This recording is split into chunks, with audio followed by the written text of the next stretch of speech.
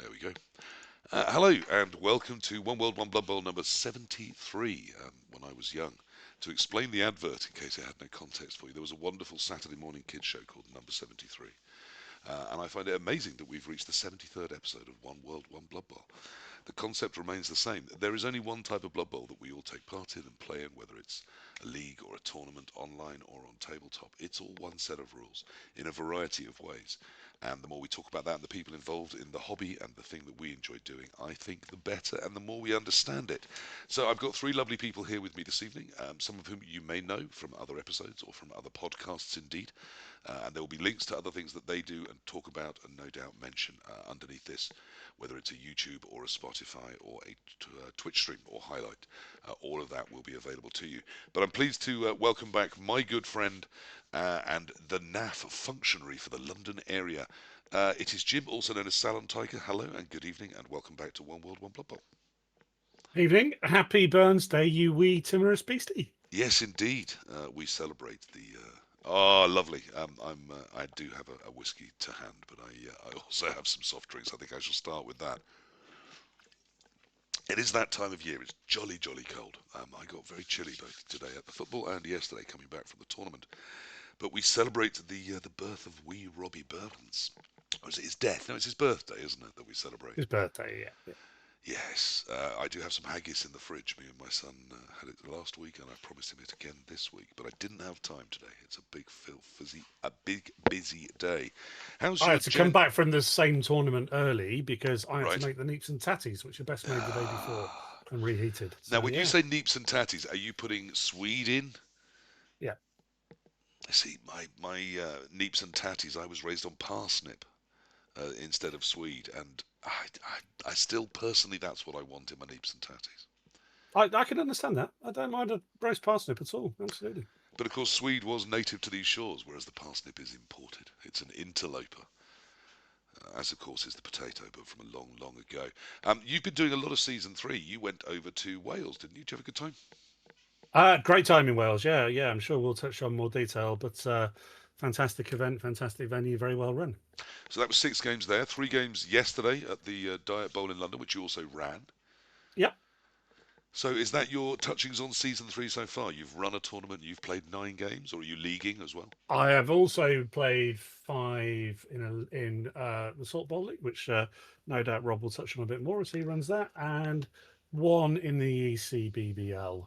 So yeah, I've got a smattering of games, probably more Yeah, than I mean most. that's what I made that about 15 games, adding up things in my head.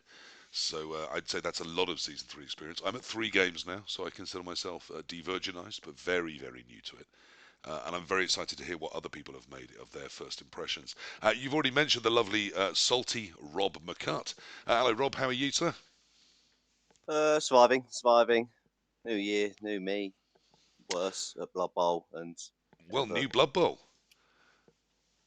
Yeah, Now, new you've Blood also Bowl. been doing a lot of season three. You also went to Wales. Did you have a lovely, lovely time in Wales? I had the worst weekend I've had in about 3 years in Wales, but that wasn't to do with Yeah. the Blood Bowl for once, thankfully. Very bad travel, very bad Airbnb, Oh and no. an actual long-term deafness by the looks of it at the moment. So Oh blimey. I yeah, mean, it wasn't the best time in Wales, but I've done. going to Wales is always awful. I mean, we all know that, but Yes, you seem to have taken that to a whole new level. But presumably the yeah, Blood Bowl six went out. beautifully well to balance all of that, did it? The Blood Bowl was okay. The games that I lost were because I deserved to lose them, which is fine. But there were some lovely opponents played along the way. There was a lovely little mini given out as a mascot. Everyone gets a free mascot in Wales, which was actually quite good because it meant lots of people were using the mascot, and there were lots of Yeah. rulings around mascots and Yeah, bits I and definitely pieces want like to talk that. about So mascots. Um, so you yeah, had six that was games good. there, and obviously Six you had games there. 3 games I at Diet Bowl played yesterday.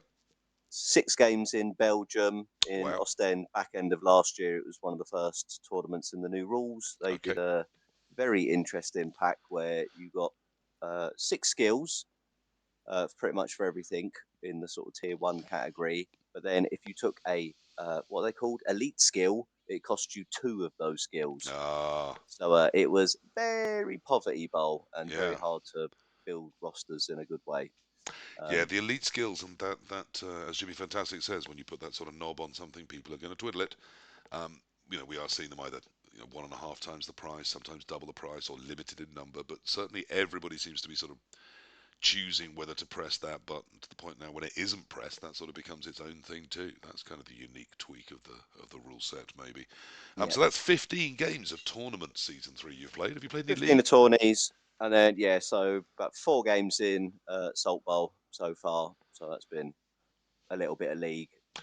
And again, a Probably, mind that runs the Salt Bowl, so perhaps some impressions from the other players you might be able to give us as well, because league isn't something I touch on, so it's good to have some people in with that experience to sort of help us along with how people are feeling about season 3 in the league. I know it's super early days, but that shouldn't stop us all making some absolutely rock solid vibe based, entirely emotional opinions and stating them as if they're facts, because that I think is the way of 2026, or indeed the whole 2020s.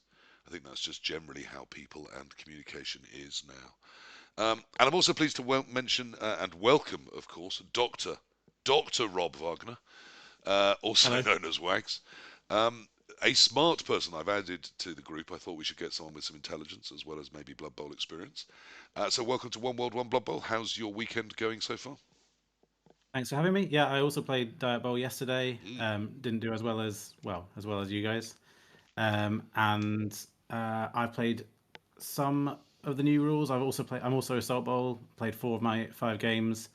I've got 1 game of ECBBL under my belt and the 3 yesterday. So that's 8. So That's somewhere in the 8. middle of the pack. That's 8. I put Jim on 15. I got Salty up to, I think, nearly 20.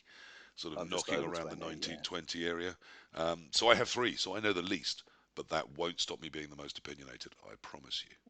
So we do at least have some season 3 experience between us. Now, I know it's early days, but as I've said, I think it's about time we started thinking. We've all been predicting things, we've all been guessing things.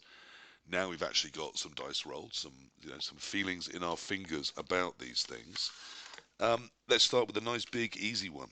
Let's give season 3 a score out of 10 and a vibes based or emotional single sentence or expression. How are you feeling? Score it out of 10 and describe it for me, please.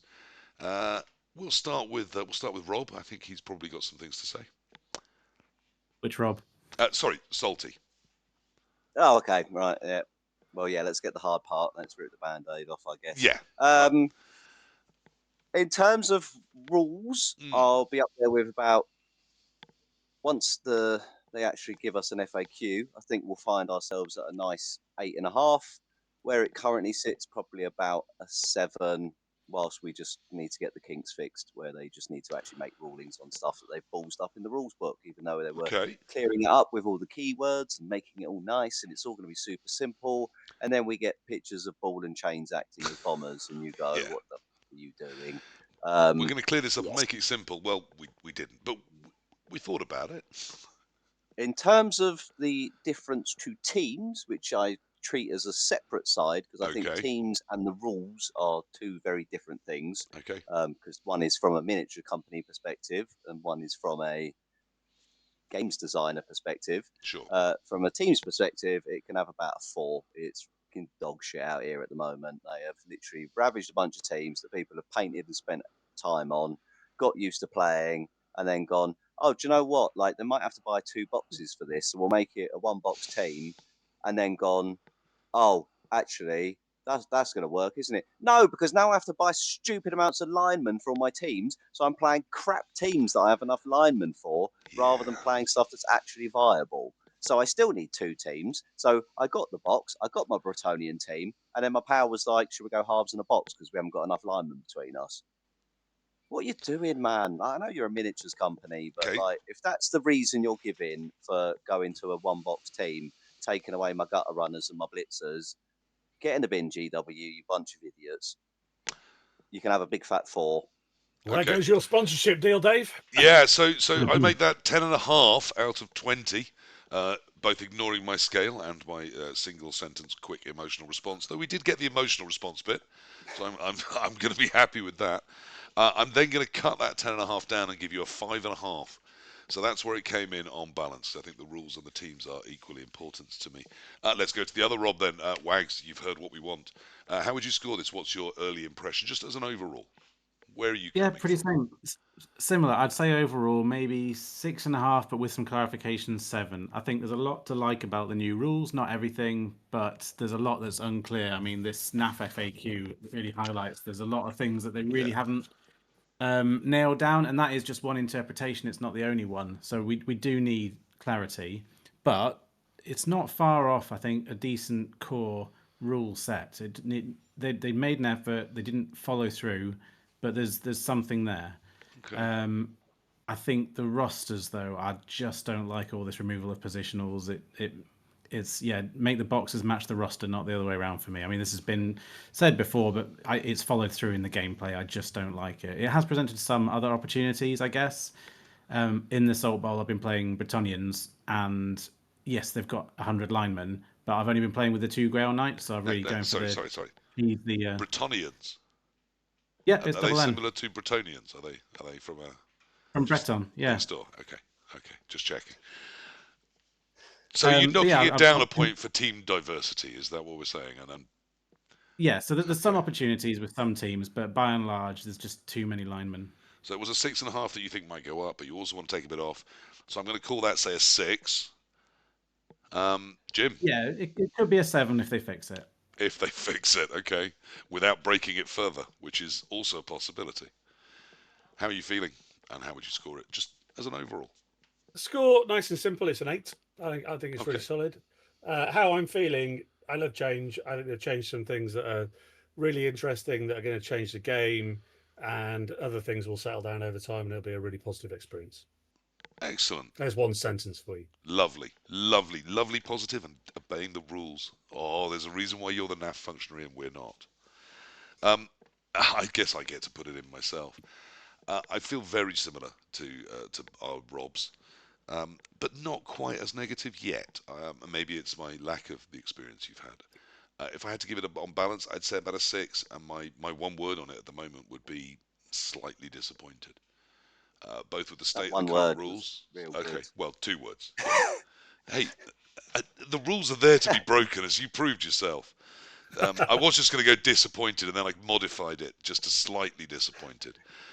Miffed. Because I do like change, and I do like just the idea of them saying, let's take all the teams, throw them up in the air, and when they land, they'll be slightly different, and you can work it out from there. I thought, that sounds fun. It's not as much fun as I thought it was going to be, and my early impression is it might not get more fun, but less so. So I'm slightly disappointed. And similarly, I was promised a rule set that was going to be largely the same, without a lot of change, and just iron out some of the kinks and make things nice and simple and straightforward. And it didn't do any of those things. It's more complex. It's twice as many. It's literally twice as big as a rule book, and yet doesn't seem more clear. And instead of not changing much and keeping the core rules the same and just throwing the teams up in the air and sorting the big problems, they threw the teams up in the air, created loads of new little problems, most of which are just annoying and tiny and will probably work out in time. But why should they be there? They shouldn't. So yeah, I'm slightly disappointed, and I think about a 6, which I guess 3 of us are then slightly more disappointed and sad than Jim. But I can see some positives. Let's get into some of the things we've already talked about. The first thing I wanted to mention was the NAF. Now the NAF have felt the need to put out its 3 pages of densely typed A4 of clarifications covering just the rules. They haven't even covered all the stars in there. There just isn't the space. Do we think the NAF clarifications are a good thing? Are they helping with season 3, and are they heading us in the right direction? Are we all pretty uniform on it? Yeah, I I like think it. It answered my questions. Yep. Okay. Yeah, Salty? speaking as a TO, sorry, Yeah. jumping in ahead of Salty, I thought it was essential we had something like that from someone. Yep. Didn't even have to be the NAF, but clearly they're a respected set of individuals, and that's not me speaking as a NAF rep, just as a player. Is it perfect? Probably not. Will it be exactly what comes in the GWFAQ? Probably not. But we've got something we can rely on and just takes away the debate. And some of them would have been a nightmare to roll on without it. Are we expecting? I mean, Rob, how did you feel about that NAF document? Yeah, it needs to be there. The tournament I played in Belgium, they ruled that on a charge you could not use team rerolls, which it literally implies in the book that you can use team rerolls. So I think TOs need to have like the rule book plus the NAF guidance. Like that is your flat base. Everyone should be using it. Keep everything the same. Yes, you're going to have slight differences. Some people are going to allow certain inducements and the rest of it. That's fine, but the actual core rules and the way that people understand them should be a flat. If it's an F tournament, this is what it's run by. That's what it is. But saying that, I'm going to jump way ahead here.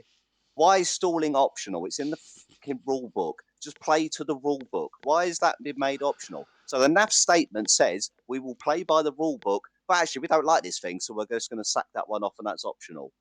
Yeah, that is So exactly I what it know says. I know NAF's side of affiliated to the NAF on that part, but like that's the dumbest thing ever. I'm like yes, you can clear it up, and don't get me wrong, I love the NAF for doing what they're doing, but I'm like there's some weird double standard going on in the NAF at the moment where they're just like there's this thing, but also we don't like that, so we're going to sack that off, and it's your It's discretion. it's Same as very slang. important to Like remember. what are we doing? One of the key principles of the NAF is that the NAF does not make rules, No, well, apparently they do now. except So Or when remove them. they do.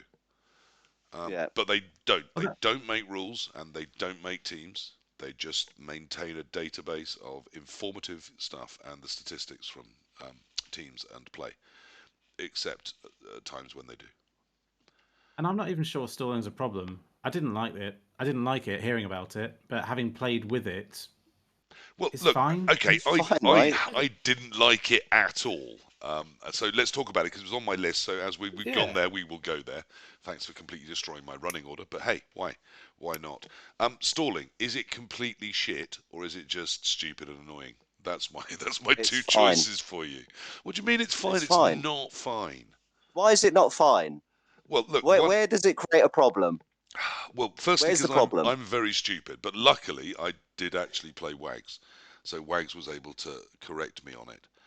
So I was going to try and not stall on I think turn 6, It was your and turn 6. Yeah, you yeah, could run into range, but you didn't begin in range. I didn't begin in range, and I was trying to work it out so that 7 I would run into range, and he pointed out I was avoiding the rule on the wrong turn.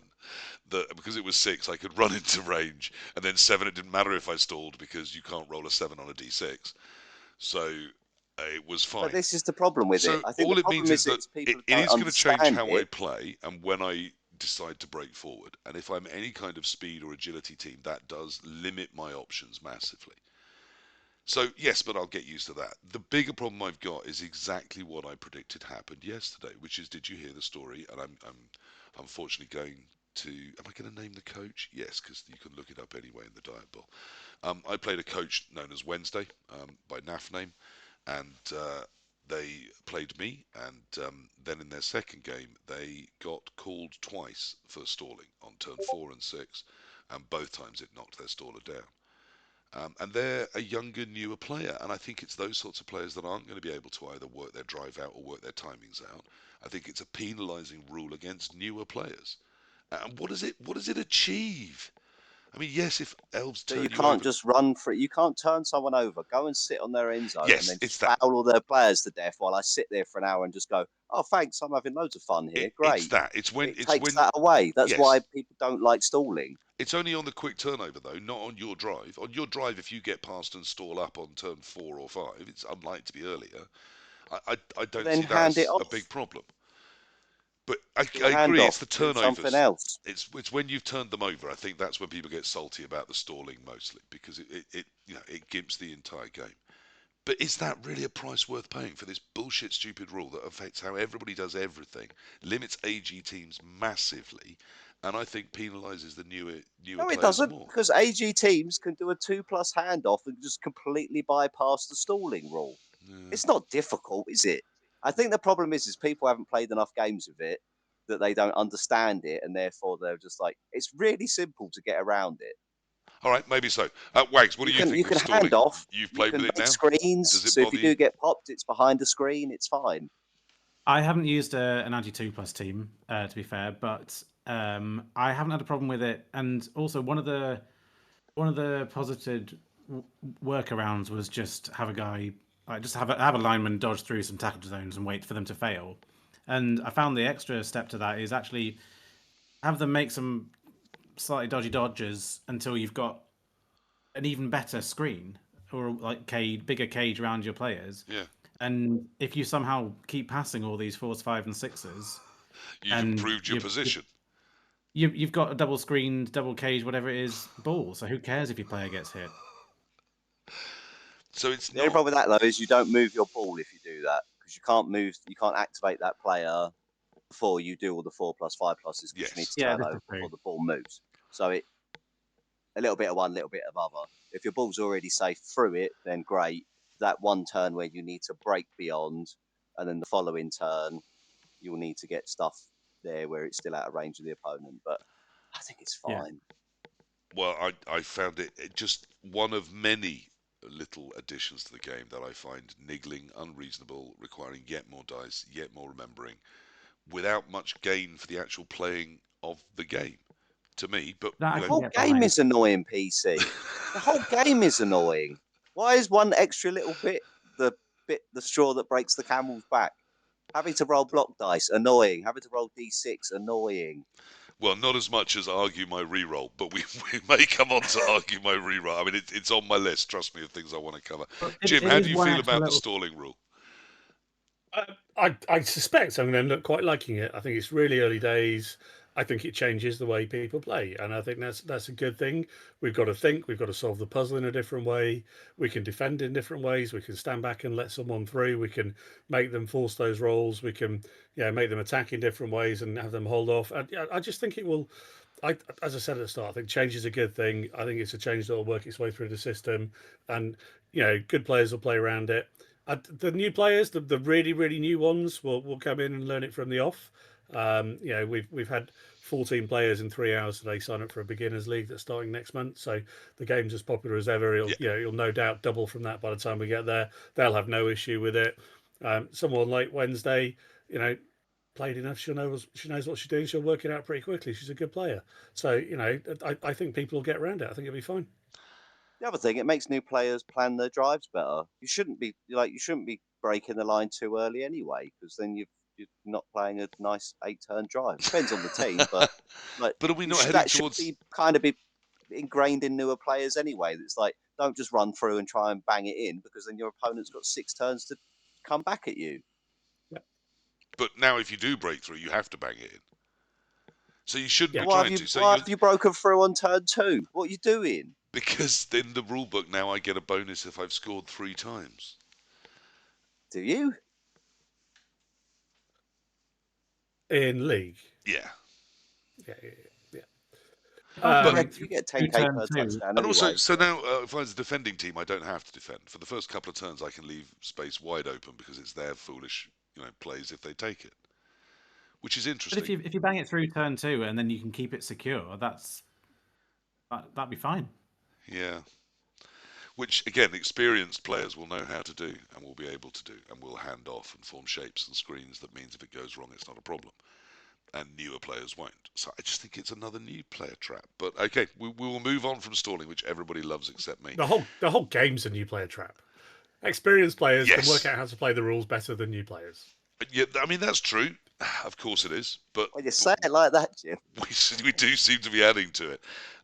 There's a lot of other changes. One of the big ones we've mentioned it a lot. The box teams. How are we finding racial diversity and the races within it? If we don't cover it now, we're just going to be endlessly referring to it without covering it. So we may as well start by ripping that plaster off. I was interested and not necessarily against. I think the wheel turns and different races come up to the top and go down. Things like orcs becoming a more hybrid team I thought was interesting, and I'm interested to play them. I think they're not that terrible. But I'm already starting to worry that I'm seeing a lot of teams with 2 ballers, 2 killers, and 2 sort of wall players. And then the unlucky teams only get, say, 4 of those, and the good teams, say, necromantic, undead, they get 2 of each. But I'm seeing less variety now. I think that there's more lineman focus. Am I crazy? You guys have more experience than me. What do you think of this? We have 30 races now. Do you feel that depth, that variety out there? Wags, how are you feeling about the variety of races in Season 3? Half my games have been against OWA, so don't talk to me about variety just yet. I do like the seeding of lesser used skills here and there. Stuff. I mean, you said that second season was going to be the addition of defensive, and I think you were out by a season. I think it's been seeded enough. It's probably because it's half of a counter to guard, right? So it's not quite enough to actually want to take it, but you're really happy to have it. Yes. And there's enough of it spread through, and tackle as well. It's a counter to dodge, and it's enough of it spread through that you're quite happy to have it. There's been a long debate about do you take tackle on a team. People took frenzy for a bit, but just having it for the sake of it means it's actually useful, and you don't have to think about it so much. So it's nice that those lesser used but useful skills have been spread about. I like that. As you say, though, I don't like just the reduction in positionals randomly and only having two of something, especially if you give them different skills. If one dies, that's probably your one thing that does its job gone. So you're at the whim of variance more. Yes, I do feel that, and that's to me making some of the games quite cookie cutter in a sense. Jim, how are you feeling about this variety of races? There's 30 races, and we're going to get more. Yeah, so I think there's 2 tournaments in every tournament, as far as I'm concerned. At the top end, you'll see a small number of races. I think you always did. I think more venerable people than me complained about last year's Euro Open Euro Bowl rule set and said you'll see the same 6 races on every 8-person team, and they'll fill in with a couple of others. What the races are have changed, but that same principle still applies. Yeah. In the middle of the pack of a tournament, I played the Welsh Open, as you said, and spent most of it in the middle with a record of 5 draws and a win. I was bang in the middle of the table somewhere. I played 6 different races, and none of them were OWA. And there's still going to be plenty of variety out there in tournaments. And I think that that was Slabs of Pancake, wasn't it? Yeah. And I think this is early in the edition. TOs didn't know what was going to come. They could have guessed some of it. Everyone knew OWA were going to be good, but the rest of it, people are still feeling their way. The tierings will probably sort this out largely. Some teams will get hammered and get almost no skills and still be good. Other teams will get loads of skills, and I think the level will come. But we'll see how that goes over time. I remain an optimist that this will play through. Salty. I mean, keep 5 teams, throw the rest in the bin, right? Because what's the point? What are you 5, Rob? Well, yeah, which are the 5? Out of interest. OWA, Orcs, Necro, Wood Elves, and probably Nurgle at the moment. I probably missed one in there, but they're the ones that I've seen that are. I think Skaven are just out of that bubble, but I think that's probably the ones I'm seeing the most of, and the ones that just feel solid and pretty hard to break through. I mean, OR are just everywhere until they get skilled out. I mean, Amazons will break back into that, but I think they've just been. This is the other thing. I've barely across all the tournaments I've seen like one Amazon coach. We're just not seeing them because the packs are just so crap. I was going to say, where have all the Amazons gone? We've added. Were they there in the first place? We've added all the tackle in, but I've not seen anyone playing Zons to see if the new tackle is actually having an effect and bringing Amazons down, because everyone is just rinsing Amazons and going, well, you can have 4 skills and you can only have 2 of them that are elite. So you're taking 2 block and guard and 2 wrestle pieces. And I'm like, well, it just doesn't really feel fun to take that. I mean, it's probably still good, but when everything else is getting 6 or 7 skills, and it's like, well, might as well just go and do that, right? Certainly, they're getting so tightly tiered, and as you said, the prevalence of guard is that. Do we think that's scaring the Amazon coaches off, and they're going, do you know what? I'll try something else. I'll take old World Alliance. Or yeah, but I don't know why. Like, they should have been dropped down a tier at this point. Like, with the extra addition of like tackle, like the prevalence of like OWA. I guess it's still early, and we will see that a bit more. But I'm like, just not. Can we just check? Are we honestly mourning the loss of 10 Amazons in the top 20 at every tournament? Is that what we're doing here? Are we saying that's a sad I'm just thing? interested that if that's what we think is happening. There was a lot less of them considering the flat tiering at Wales than people had predicted. It's the same coaches. They're just playing OWA now. What you mean? You think there's a subset of coaches that just look for the most optimized thing in the rule set and play? No. Yeah, that's what I do. It's a Jason, revelation. How dare we? How dare we allege that of Blood It's Bowl? you almost like played they're trying to OWA. win. Isn't You it? played OWA yesterday. What first attracted you to the Millionaire Paul Daniels? I thought they looked interesting in the rule set. Look, I thought they would be effective. I thought they looked like they could win. Yeah, that's why I took them. I mean, I'm not Yeah. ashamed of that. That's why I took them. I looked at One thing something I that I have thought noticed. couldn't win, and I thought that looks fun, but I don't think it could win. And then I looked at something that I thought that looks fun, and I think it could win. So I took that one. Yeah. One thing I've noticed that's been a bit of a side effect about the removal of positionals is a lot of the faster players on teams have been positionals, like your Wood Elf catchers, your Undead Ghouls, this sort of thing. A lot of the speeds come out of the game. A lot of teams are just a bit more like movement 6 has always been the average, but now it's really the default. It's so much. There's so much more concentration on that average. And does that mean that we're going to get even more, do you think, focus on good positioning and being able to exploit what space there is if the pace is now limited? If we're going to slow Blood Bowl down? Yeah, to an extent, but also if everything's a bit more mid-rangey, You just it's play bang. You just bang, Sorry? right? Because you just bang out the faster players on a team, and then they just can't move the ball around. Like on Undead Well, now, that's if it. you just bang the 2 ghouls out with your tackle mighty blow piece, yeah, Yeah. good luck, mate. Oh, you're going Yeah, to my carry it first on a round was white, and against then where are you going to blitz with? Oh, your mummy, it only moves 3, and it's already been knocked on its ass. Great, woo, my first Yeah. round yesterday was against Wood Elves, and shite. my block tackle mighty blow pro blitz. I just deleted the bunch. Yep. Yes. I mean, I wanted to talk about elves, so as we're there, let's talk about them. There were 5 elves at Diet Bowl yesterday. We had 2 wood elves and 3 dark elves. Jim, you were on one of the dark elves, I believe, and you did all right. It was. Yeah, I was reasonably happy. Two wins and a loss. I got deleted in one game by a mighty blow tackle OWA team, but then yeah, it was pretty good in the other games. Is this the new life of the elf? We're going to be pretty good in 2 out of 3 games, but in the third game we're going to get deleted because there's so much tackle mighty blow around. Isn't there, Salty? That's and as you said, Yeah, if you're with facing, orcs and if people are taking humans, but just on everything now, like yeah, everything's just tackle mighty stacks everywhere now.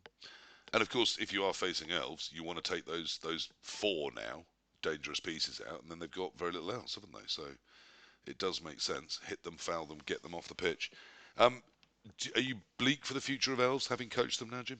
What do you think? Season 3 elves. I don't know. Yeah, the ones that were Armor AV 8 plus did feel a bit fragile. I'm not a very good elf coach, and I think that some elf specialists out there will still do incredibly well with them. But I suspect, yeah, we said at the start of the last season edition, whatever you want to call it, elves are dead. They weren't dead in the end, and I doubt they're dead this time. I think people will find ways of playing them, and people will find ways of being successful. Don't know it'll be me, but yeah, someone will, I'm sure.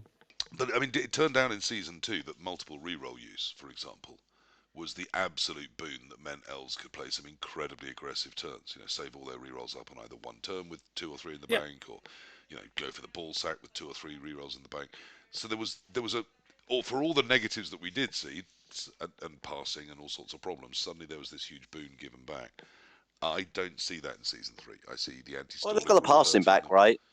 Yeah, The true. passing's got Okay. better on lino, so they can Yeah. move the ball around a bit easier again. I think wood elves are fine. High elves, let's wait and see what the roster looks like. Um, Pro elves, I think, are just dead. maybe Someone you eventually take. will play them, but Yeah, Yeah. and dark elves sort of sit in the middle at the moment, where it's does the odd maybe you take some AV8 different players get skills. banged? Maybe you want an elf roster that's got more block than dodge for a change, because you can dodge on a 2 anyway, and the tackle's going to stop you having the free reroll, and the tackle's going to stop you falling, not falling over. So you just don't take as much dodge, and you play them a slightly different way. Someone will adapt it. Someone will do something different. Places that move 6, 7, 8 squares and dodge on a 2 are good pieces. Yeah, I think that's true. Elves still remain good pieces. My my big fear, I think Dark Elves in the right rule set, but they're still actually not that cheap to build. To get more than 11 elves is still not that easy if you want a couple of rerolls and or an Yeah. apothecary, particularly if you want some of the positionals you do have access to. And then the taxing of elite skills, I mean, putting dodge onto things is expensive, and really assassins without dodge are very, very, very fragile still. Yeah. And blitzers without dodge, yes, they move on a 2, but it's still a lot of risk to get them to go anywhere, and you really do want them moving and screening. So Dark Elves, I think, are really in a tough place. High Elves we've all got hopes for, but again, they don't come with a huge amount of dodge on the roster. Pro Elves, I agree. I think they're absolutely hosed. Wood Elves, I think, are probably fine. Really, they didn't get nerfed; they got slightly buffed, but it's the environment they're in. They got a lot cheaper. Yeah, with the amount of tackle mighty around, with just the inability to reverse the field and stall, I just think there's a few hits that don't help them. My worry is the withdrawn offence, that all of the changes to elves, and particularly the fact that you can't break through and stall, you have to time your breakthrough. Doesn't that just mean the withdrawn offence makes tactically even more sense for people to pull? Yeah, it's dull, isn't it? Yeah, dull as dirt water. Oh, I get a nice lunch break. True, the games are quicker because 3 or 4 of the turns just don't happen. You withdraw and they either decide. I don't mind as much because at least that you still have to position correctly to not get broken through on. So you are still, you move your players to the place and you go, right, your turn, my turn, your turn, my turn, your turn, my turn. It's just like 3 timeouts in a row. It's great. And then you're going to finish your game earlier than everyone else. So there's no lunch queue. It's great. It's very different from like breaking someone's lines and sitting there for 5 turns while you jump up and down on all their players' heads while they're making 4+ dodges to recover. But if we're going to try and reduce Blood Bowl to me rolling 3 sets of dice, whilst you watch, and then you get to maybe roll 2, isn't that not great for the health of the game? I mean, I've always said if the ultimate form of Blood You Bowl want it is all to now, not, don't you? yeah, if the A minute ultimate ago, type of Blood Bowl is to you were not rolling play too Blood many Bowl, dice. Now you're rolling too few dice. I want to take tactical decisions on the table, and that tactical decision isn't, oh, we'll just not do Blood Bowl for a few rounds now. If the easiest way to win Blood Bowl is to not play Blood Bowl, then I'll just not play Blood Bowl massively. I can win it by not leaving my bed. That's not a game I want to play. Come on, it can't be good for Blood Bowl if we're trying to not play Blood Bowl. The Dakar has been an elf tactic for God knows how long, right? It's not changed how much more we're going to see Dakars, because you weren't doing it because because I don't want to be stalling. You were doing it because you want to protect your elves that are armor 8, right? That's why you do it. You don't want to get smashed. So but that's now, not if there's changed. even more tackle mighty out there, and you can't break early because of the stalling rule, doesn't it mean the obvious thing is to run away? Yeah, but that probably was always the obvious thing. If you're holding the ball in your half and it doesn't move forward, the crowd throw a rock at you. Oh, don't start. So now you're forced to drive forwards, but just not too quickly. So, yeah. I mean, what about if I move forward and then backwards, Robbie? You're writing that into the rules? Yeah, no, absolutely. It has to end further forward. Shocking. Oh, you're changing the rules already, Rob. Honestly, that's terrible rule writing. Now, I do work for GW, obviously. So, talking about let's just roll endlessly more dice, or let's not roll dice at all. We had a game, didn't we, Wags, at the weekend, which was lots of fun.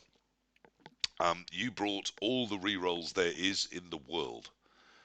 All the different types of rerolls humans. Yeah, 3 regular, a leader, and a mascot. Yeah, and a team captain. Oh, and team captain. Just in case I get some more. So he sat down with 4.5 rerolls and never managed to use them all successfully up.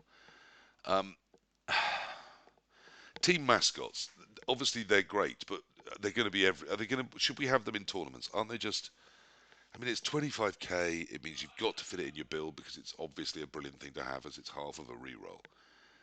But it's, instead of just using a reroll, it's yet another dice roll. It's yet another 50-50, like a keg. Do we need these endlessly complicating things? They're great. I love them because there's the whole like 50-50. Oh, I need it. And also, everyone spends the mascot first, right? And you can still use a team reroll afterwards. Yeah. So it's just a nice jeopardy of like, oh, do I get to keep it? Oh, do I get to keep it? Oh. And then if you've got a team captain, you roll a 6 and I keep it anyway. Whee! Yeah, now I love it. I'll have to roll the 4+ next time. My negative here is what's even better is when you use it on the team captain, which you then pro. You pro the roll, and then you fail that, and then you team mascot the pro roll, fail that, use a team re-roll, and then double check whether you roll a 6 to keep it off of the team captain. and then you re-roll the actual thing you were trying to roll because you passed the pro roll, which is Okay. what I did yesterday. It was Yeah, great. we got confused enough that Rob had an ogre that needed a 2+ to stand up and failed it. He decided he would team mascot that, and then we rolled a 3, and we looked at each other and went, okay, so what was that for? Is that you're passing the loner? Is it for the mascot? Is it, what have we just decided hasn't happened? Because at some point, obviously, he needs to roll loner to use a reroll, but does the reroll exist if the mascot is in the state of not having been decided if it exists? Now, ultimately, someone near us that's smarter than us told us that the mascot roll was first, and then ultimately Jim, the TO, did agree with that later. But I was mighty confused. That felt like just too many things to have to do to try and decide if someone can roll their 2+ again. And then my view on these team mascots and team captains might be slightly shaded by the fact that Rob successfully used 3 rerolls in a row without ever losing a reroll. Yeah, that leader just kept coming back, didn't it? But is this not are not captains and mascots and leaders and rerolls that you only get for the drive and others you get for the half? Is that, can we not just go back to having like 1, 2, or 3 rerolls? Is that not an easier world? No, I like it. I think it's fun. I think the accounting side of it is tricky. With you, I resolved to add the d6 to the block dice if I was re-rolling block, and that made a lot of sense. If I was re-rolling a dodge, I think what I might do in future is have like a smaller dice, which is my team captain dice, and then just roll that with whatever it is I'm doing. Right. Because if you're just rolling, I've played vampires before, and the games take about an hour longer than my other games. Admittedly, it was the first time I played with them, but just all those extra dice, it adds up. So the more you can do simultaneously, the better. Yeah, no, I did like that. So to just cover in details so a small child can understand, what Rob's talking about is when he was rolling anything where the team captain might be involved, he would add that d6 in as he rolled the dice. So instead of then having to go, oh, and I'm going to try and team captain it to get it back and make yet another dice roll, it was already in with the original dice roll. So if it was a Casey, block I've got a dice, really good tip for you. I mean, it's the only time I'm going to give you any tactical advice. But if you just kill the team captain, he doesn't get to roll for it anymore. yeah, I think that's probably what I will try and do next That's time. the solve. But clearly, there's you've already pointed out, because you might sometimes need to re-roll a d6 rather than block dice. What would be lovely to have from that is one of those d6s that is only painted on one side with a team captain success logo. Yeah. So you can add that into anything you're rolling out of a cup or out of your hand, and it's only if that one comes up that you know that your team captain has saved you from something. Certainly in terms of saving the time of that, I thought that was a really good idea, and I'll be stealing it from you and pretending I invented it myself to anyone that hasn't heard this podcast. But should it be there in the first place? I mean, argue the re-roll on a 6. It's just, why? Why do It's you on what? exist, annoying little rule? 2 teams? It's on 2 teams? For now. Yeah, and one of them probably needs it because humans aren't very good. I think it's, if I would get rid of it from orcs if I had the choice all over again because they're good enough. It arguably gives humans a chance of being viable. Well, I mean, They'd still be. I think they're still fine even if you take team captain out. yes, I mean I like giving the team captain pro. The arguing re-rolls is what's the point? It's Pro's a 1 really in good. 6. Pro's really good as a freebie. I mean, Yeah, the pro is great. Like giving the team captain, you get pro. That's great. But being able to re-roll the re-rolls is just unnecessary. I faced humans at Type Bowl, but I think that was largely because the tournament organizer chose to tier them in the same tier with all the stunty teams. So whereas Amazons, for example, had 4 skills, humans had 7. And I built them 2 secondaries. Yeah, Plus pro. with 2 secondaries, and obviously the team captains give them pro, so effectively 8 skills. And so I did build them and had a look, and I thought, yeah, that looks all right. It's just they look very boring. And then I looked at and they dominated the tournament, did they?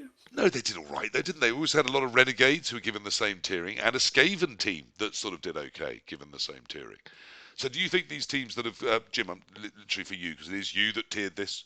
I'm implying it without saying it, so we should state it for those listening and not seeing your bright red face of shame. I had a bit of help, but I'll take responsibility. Do you think that tiering like that makes these teams viable again? The ones that people were moaning weren't viable? Well, you guys have just said it did. I think they came nowhere near the top because OWA are too good. But yeah, I think that's what will end up happening. We didn't get that pack. right yesterday. I think we got it more right than a flat tier at 1/150 and 7 skills for everyone. Yep. And that was a conversation I had with that Asian guy at the Welsh, who I finished one of my games early. Okay, and for was having a context, chat with him. and anyone that doesn't know, that is his NAF name. Yeah. That's just not really just clear. being quite racist, although it may sound that way. Yeah. No, thank you. That's an important clarification. And he said, what do you think of the tournament? I said, I think it's great, but well run, well organised. But I think you need some tiers. He said, "Look, completely agree. We had no idea when we wrote this rule pack what was going to happen, where it was going to be. So we decided to take the NAF rules now, NAF C rules. Now the NAF C have obviously changed their situation, and they're going to tier things, which is super interesting. I think everyone's going to have to tier, and they're going to have to tier probably a bit more aggressively because some teams need it a lot more, and some teams need next to nothing. So I'm not sure it'll be 6, 7, 8 skills. I think it might be 4, 6, 8 skills or something. We'll see how it goes, but I think more variety will make some of those teams playable, and it'll take us 6 months to get that right and for it to settle down. Now, that's an interesting length of time, because as you say, we're going to have a NAFC in that time. A Euro Bowl is going to fix its rosters in that time. And although the World Cup still has plenty of time to learn before it puts its rule set out, that does mean this year you see as a year of flux whilst we settle on what we think things need to be to give us good competitive Blood Bowl. I suspect it will be. And look, I was a brand newbie at the start of the last edition, so I didn't play Tournament Bowl at that point. Right. My best guess is it probably happened then, didn't it? Is there not always a period of flux at the start of a new edition? I mean, yes. 2020, there was some significant reason why tournaments didn't happen, so that was a bit weird. Oh, of course, COVID helped. Yeah. So, of course, most people came to that first of all with some online experience. And also the leak of the rules meant there'd been a few months of people really studying them and practicing a little bit to work out what they think was going to be hot. So it was a very different changeover. But yes, every new rule set. But despite them saying this wasn't going to be fundamental change, this one does feel like there are. Well, I mean, I feel like there's some fundamental changes, despite it still being basically the same Blood Bowl. We didn't believe that, did we? They've got to make enough changes to sell new stuff and to get people interested in the game. No, I mean that's their business. Should have put OWA in the box then, shouldn't they? Now, okay, OWA. Let's pick into that particular dung pile. So OWA were predicted to do extremely well at the Welsh Open, and they did okay, didn't they? They did. Yeah, they did. Yeah, they did very, very well. They were, I think, about round 4. I looked, and they were 6 of the top 10. A couple of them dropped out because they had to play each other. But yeah, they were still 3 of the top 4 at the end, I think. No, I think it was 2 of the top 4. It was 2 of the top 3. Yeah, fine. But there were 3 or 4 in the top 12 or so. I think. Yeah. So certainly overrepresented. And at Diet Bowl, there were, I mean, I did them counting beforehand, there were 5 OWA. That made them the most populous choice. Humans and Dark Elves had 3. Then we had plenty on 2. Nurgle, Norse, Chaos Renegades, Bretts, Woodies, Undead, and then a fair smattering of single races, but only 18 of the 30 represented. Only 32 people coming, so very hard to get all the races, of course. And fairly few stunties, because the stunty tier did have some other choices within it, which I think tempted some people away from them maybe. How happy were you with the spread? All 3 of you, because we all went. How happy were we all with the spread of races then? Apart from OWA, I think it's absolutely fine. I think the spread 18 out of 32. And OWA did finish first, second, and fourth, didn't they? That was where there were 3 of the top 4. Yeah, that's where I got myself confused. So they're just too good. But there was plenty of other stuff. And they were only tiered with 5 skills. It was 1100 across the board. Amazons, Orcs, and one other. Was it Undead or something had 4? Probably Necro. It was Necro. Necro. Amazons, Orcs, and Necro had 4. I think it's a bit harsh on Necro, that. And then most things had sort of 5 or 6. So we didn't get any Necro, did we? Oh, no, did we? Yes, we had 1 Necro. Yeah. OWA. Salty, you clearly have some thoughts on OWA. Isn't it wonderful that a new race that previously undiscovered and unthought of has risen to perhaps the pinnacle of what is competitive Blood Bowl right now? No. Why not? What's wrong with OWA having their day in the sun? We're going to have to fix our packs, because it's like I don't want to turn up to tournaments just to play the same team over and over and over and over and over again. We ended up doing this with Zons. We did it with Dark Elves a little while ago, and it's like we're just like they're not going to be a problem for that much longer because they've got a nice little 2 month. Get your OWA trophies in because they're going to get smashed to oblivion in the tiering soon because they're too strong. As everybody's cutting all the elite skills, you've got a team that suddenly starts with a bunch of them because they've changed the roster, and also has counters to some of the other ones. Yeah, I think it's hard to smash them. It is. They've got a lot of. Well, you're getting like 10 plus. If you're banning stars, there's a few stars out there that can, like Scrawl can cut through some dwarves, but if you're banning stars, then I want stars to have their own episode because there are so many, and there's been so many changes, and there are so many problems with so many of them, and yet Games Workshop has seemingly labelled, in my opinion, almost all the wrong ones as megastars. So I've got an episode of building in my head provisionally titled Megastar, Negastar, or 6-7, and I'm going to drop them into those 3 categories. Because I know how to write a popular meme when it's a year out of date. That's definitely what I enjoy doing. So yeah, Megastar, Negastar, or 6-7 is planned. So we can stay a little bit off stars, although don't feel, doesn't mean we can't mention their name. I think it's hard to. OWA need to be tiered. They need to get like the old school tier 0, as I call it, where it's just like you get proper pity Gruul Bowl, and no one really cares that you've got pity Gruul Bowl because everyone's bored of just playing them all the time. Same as Amazon's. Amazon's went from like 7 skills to 6 skills to 5 skills down to about 4 skills now. Yes. And now I'm like, they could probably fit back in the 5 skill, and then OWA can have 3 skills and get in the bin because. So, but it's another one where it's like it wasn't a team that a lot of people were playing. It was a team that people were playing if they'd had like everything else. So it's not a team that was out there and ready, available to everyone. Not many people were OWA specialists back in the day. People that well, are we back to my theory wanted that the specialist thing? That So Games people I Workshop don't really have have a like now. warehouse full of old OWA boxes they want to of course shift, they do, because they used to be crap and now they've made them ridiculous. But this is another thing though. It's just like GW had a chance to look at Amazons and try and fix Amazons, either making the linos a bit more expensive or the rerolls a bit more expensive, trying to actively do something to that roster to try and balance it off of all the data that we've got. They don't care. They didn't do anything to the Amazons from what They did. They put tackle on about 17 blitzes. Yeah, that's it. They took tackle off dwarf linemen and put them on 15 other teams. Yes.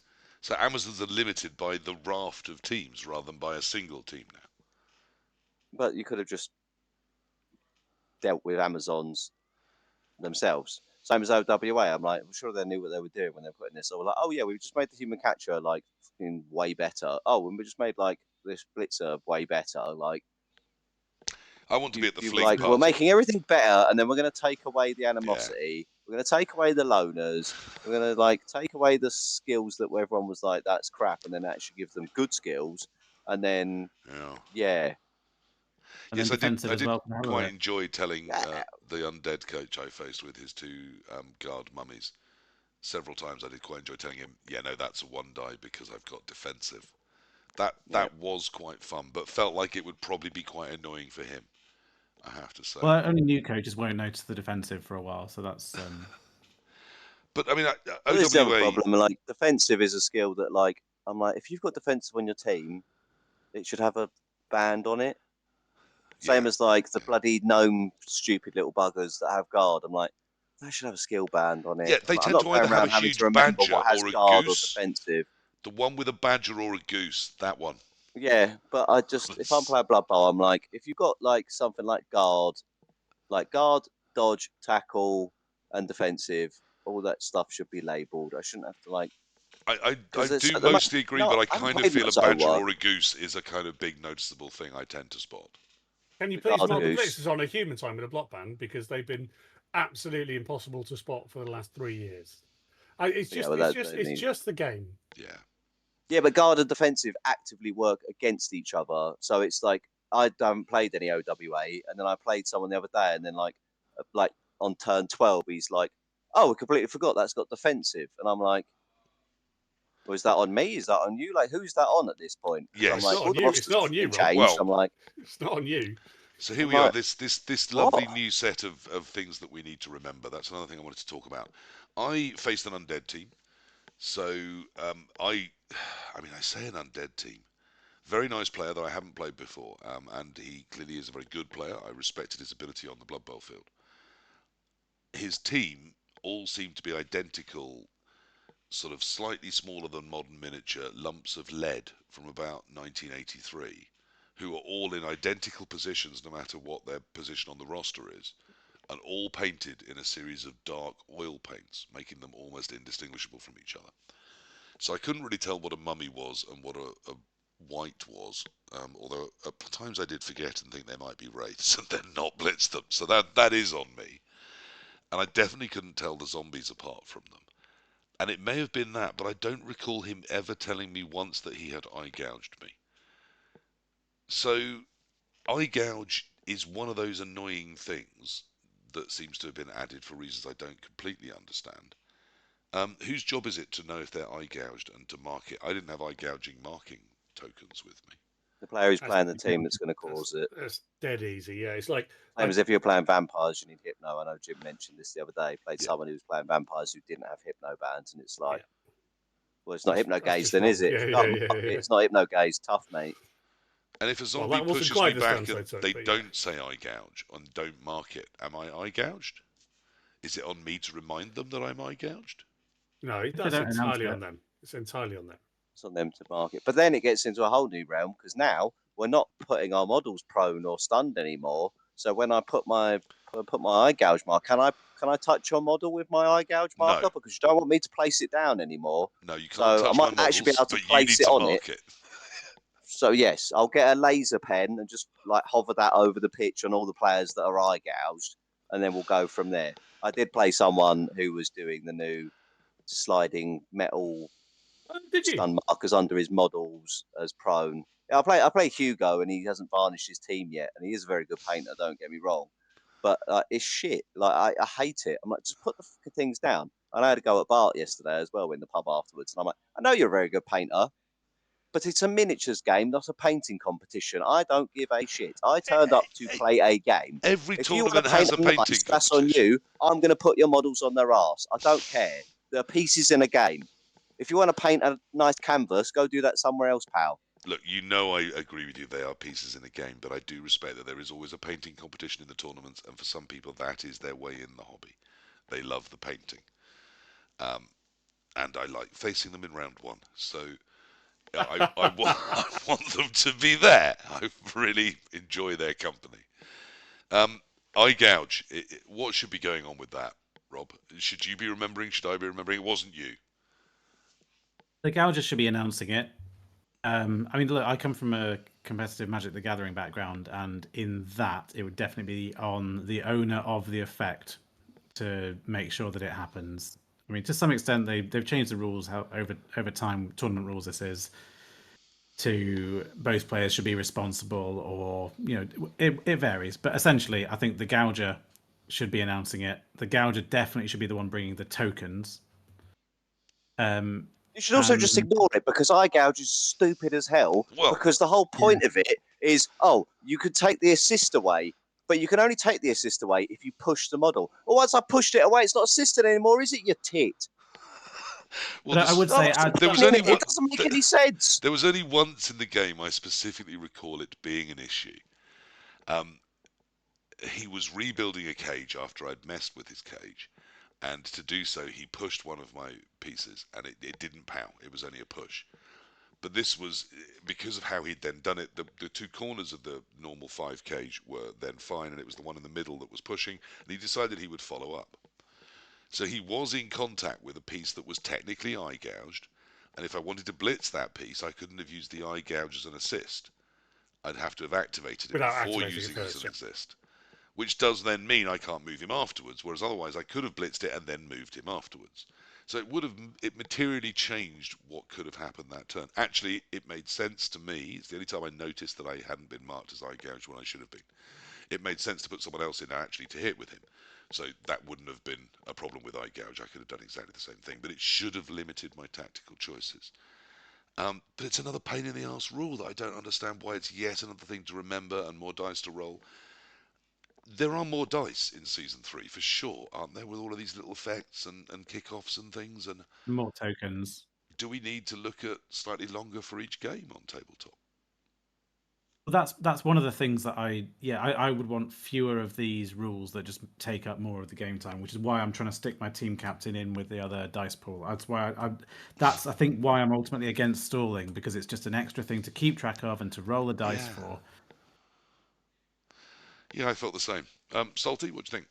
Do we need longer? I mean, I timed out for the first time I've ever been timed out at yesterday. I literally ran out of time in one of my games when I was playing Jim. I ran out of time because I was fine in one, I mean, it was out in a close another, game, but and it was tight on the also third. Yeah. team captaining and am I stalling? Am I not stalling? Yeah. Like, there's just a lot more to think about now. You've got pro rolls built in everywhere. It does feel like there's more dice. Kickoffs are not as straightforward now. It's like, oh, you got an extra assist for your next block, but they get to take an entire turn, which might take 5 minutes. But make sure you remember that you've got an extra assist on your first block. Yeah. Which, thank God I haven't It's had that forgotten one. So. every time. Um, Gets forgotten every time. Jim, what do you think? Do we need longer? I think we have to see how that plays. It's a really valid point. I would like to think that people will get used to this and understand it and find ways of doing it quickly.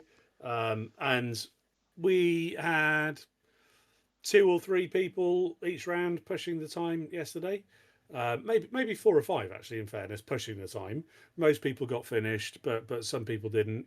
That did feel slightly higher than it would have been at a tournament at the end of the last season, but it's all brand new, and we'll see how it plays out. But yeah, I can understand the concern on this one. I don't know yet, but I can definitely understand the concern. Okay. Chomp. Has anyone been chomped or chomped so far? Not in Blood Bowl. Thank God, no. Then why not? Why are we not seeing more chomp? I'd have thought someone, particularly in London, where the love of Papa Nurgle, I actually think there may be a cult to Nurgle somewhere under 7 dials. Yeah. Because the cult of Nurgle is strong within the London community. But why have we not seen a chompy Nurgle team so far? Someone did take it. There was a yesterday. chomp Someone yesterday. had Yeah. Oh, okay. I've not I don't know personally if it seen it. procced. He got it off at one point. I have no idea how much of a difference it made, but I heard him saying that he did chomp someone at some point. Right. So it doesn't sound like it was game breaking, or we'd have heard the story. I imagine that's right. Yes. And I had a dodgy So you snack avoid it because of yesterday, the which I wanted to FAQ. talk about. Anyone else had a dodgy snack so far? Loads of them. It's great. What did you feel about Yeah, it? they didn't do pizza yesterday, so I have to go to Tesco. My dodgy snack happened to hit my tree, so my tree was move 1. Oh, Which luckily I had the Armour 10. FAQ says doesn't affect the stand-up roll, but yes, armor 10 plus rather than 11 plus. So luckily that didn't break, but it did make it very slow, really proper slow. shows you what a well thought through FAQ it is, though. If they've gone to that level of detail, Yes, that's pretty good. Yes, I did like that. Do we think Dodgy Snack is better than, because if I'd rolled, there was still a dice roll after I'd worked out who it was. There was still a dice roll to see if it's just sent to reserves for the drive though, isn't it? It's KO'd, isn't it? No, Is there another one it just KO'd? takes a drive off. Takes the drive off Oh, straight okay. to reserves. But it wasn't the one, so instead my tree lost a point of agility and a point of AV. Dodgy Snack, it's better, isn't it? Yes. Yeah. That's an easy one. I know you don't like one-word answers, but there's No, I to do. debate there. If we're all in agreement that something is Well, it's good, not in the long there's term. a brilliant It's thing. not. I'm If you trying to roll segue into positivity. I know that Rob's going to If say you nice roll things one, on it this might if be you whole roll a worse subject. one, it's better. Yeah, but why is It's that? not better if you Can't we roll a just 2 have? plus. Why is the one roll there? Can't we just have dodgy snack? Your piece is -1 MA and -1 AV for the drive. Isn't that I nice keep and forgetting, simple? so that's how I've done. It might actually be worse in league. If this makes one of your better players more vulnerable because their Yeah, armor's down, it could be a bigger negative in league because you could lose that player forever as yeah. opposed to losing them for a game. Yes, and you definitely have to be more careful with it. There were Yeah. circumstances. I mean, obviously the tree was then instantly fouled by the son of a bitch that knew that it was -AV. So, and I would have done the same because that's suddenly a tree that does look a lot more vulnerable, and you know that it's getting that AV back at the end of that drive. So, I'm not complaining, but it was the obvious thing to do. But we think it's a move forward, despite it being quite an interesting on-field effect. I don't know why the 1d6 is still there. That was the only thing I think about it. And it's still better than Throw a Rock was. Yeah, Okay. Also, at least your tree, it was fine. I got it on my bloody mummy, who was movement 3, went down to 2, and then couldn't stand up without rolling a 4+. Yeah. Yeah. That was crap. Yes, because it does affect it that way. It's just if you're already under, it doesn't make Yeah. it any harder. That's the nice thing for trees. But yes, shit for mummies. Oh well. Yes. Yeah, it's Armor 9 mummies, not great. no, and slow that can't stand up once they're knocked over. That does make knocking it over really quite a positive thing to do, isn't it? Okay, so we're not that bothered about Dodgy Snag. In general, the new kickoff table, I mean, we've got rid of Prayers to Nuffle. Hurrah! Except they've, zombie-like climbed out of the grave to bother us all. But is the new kickoff table to our liking? Yeah, it's good. Have we got 3 Yeah, yeses on I this like one? it. Yeah, me too. Yeah, I think it's way better. There has been some moans. Oh no, it's more impactive again, and the whole game would be better without a kickoff table. I've heard from one particular corner of the community. Certainly, blitzes are back, baby, aren't they? Charges. Charges. Sorry, yes. I'm all right with rush. I got that, but charge. I know you need something because you've got blitz as a term, but all right. It'll take a while. I It know why will. they've done it, but it'll take a while. Charge is better now, isn't it? That we don't have to worry about which skills you do and don't use, and Yeah. rerolls are back in if you want to use them. Really? And it's still 1d6, so it's still a little bit more limited. Sorry, it's d6. It's a 1d3 plus 3, isn't it? It is, yeah. I don't know why it isn't just 1d3 or d3 plus 1. Particularly now that skills are back, I would limit it a little more, but I'm all right with it. I think that'd be better, but it's fine. And as you say, it's simpler. That is the kind of thing that's confusing for a new player. Yeah, the definition of a team turn and what's not a team turn and those kind of things are better in this rule set. Okay. Yeah, again, just could have been followed through a little more to me. Okay, so the kickoff table we kind of like, and we do think it's headed in the right direction.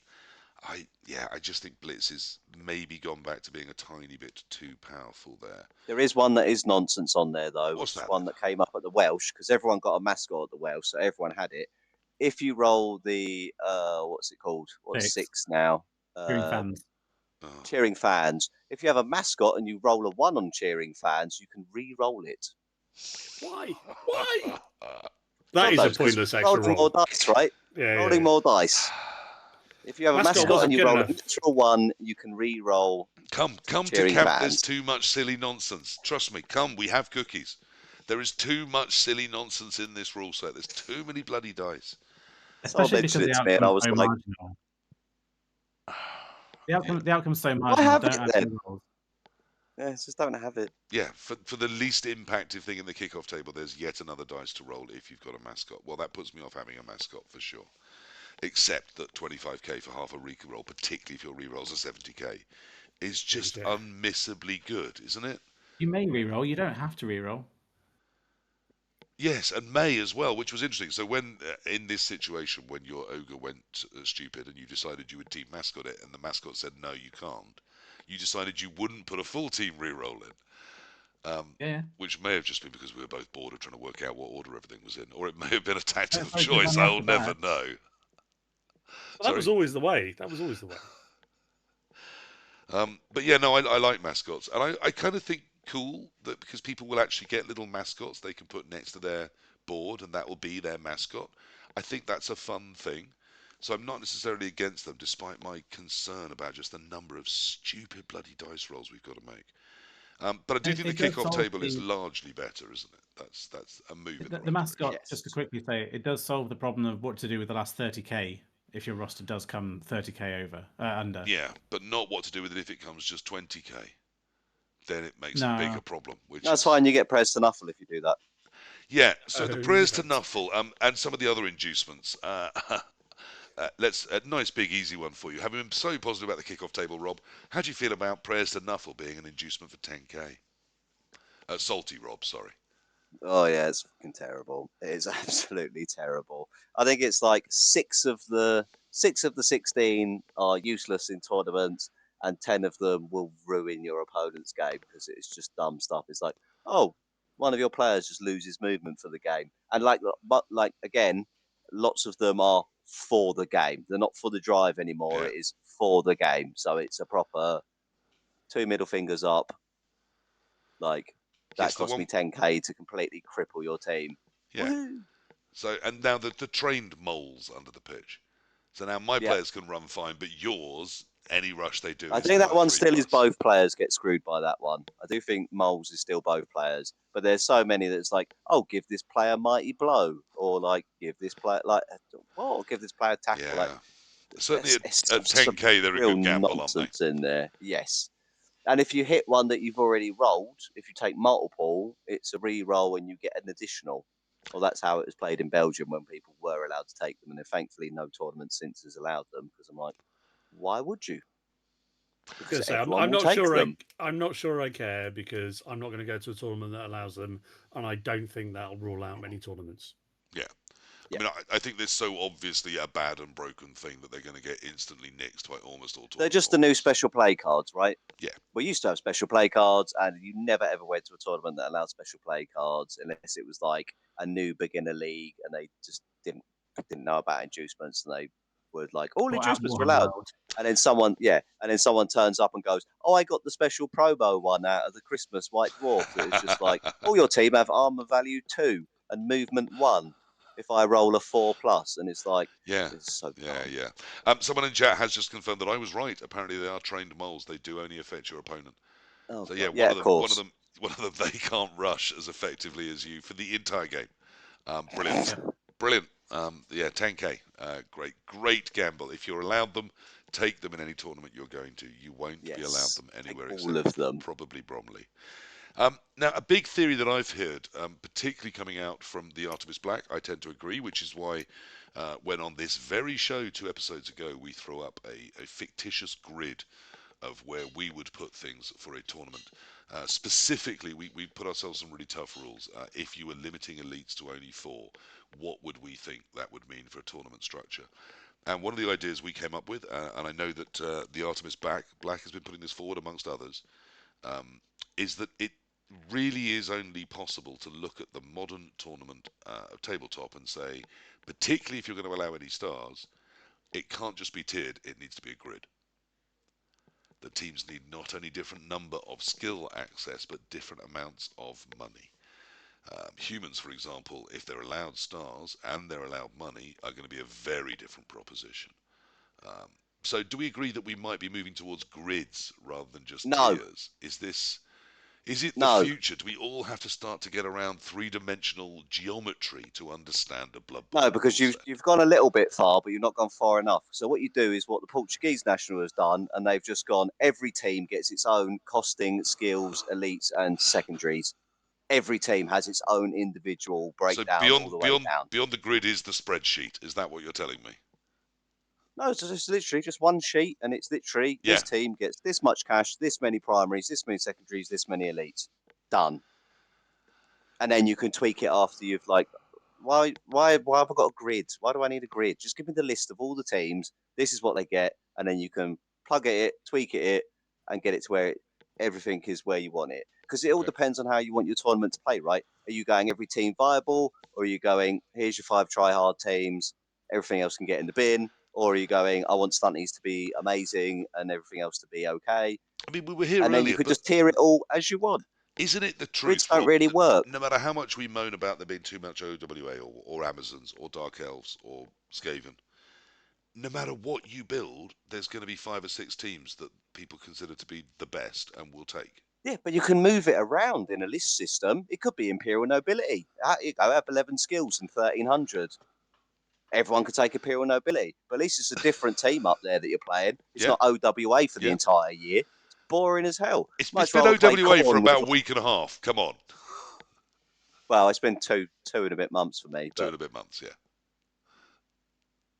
I think the Let's flat bring the tiering other system Rob is in. going How to do be you a feel about disaster. grids compared to spreadsheets, compared to just a simple old tier, compared to the Welsh just going 1107 skills? Sorry. Yeah. I think a flat tiering is probably going to be a bit of a disaster. I am going to Water Bowl next month, which is flat, and I think it's probably going to be as degenerate as the year that they allowed star players. I don't think it's a good idea. I mean, I'm obviously going to make my decision accordingly. Everyone's got the same rules. But I don't think you should go so far as to have the tournament organisers trying to build the rosters for everybody either. I think if the organizer's saying you should have this much money, you can take this much in skills, it is just that they've got something in mind that they're capping you to, and you're just going to build to that. So I do like having it a bit more open, and I also like variety. So I thought humans were undertiered yesterday.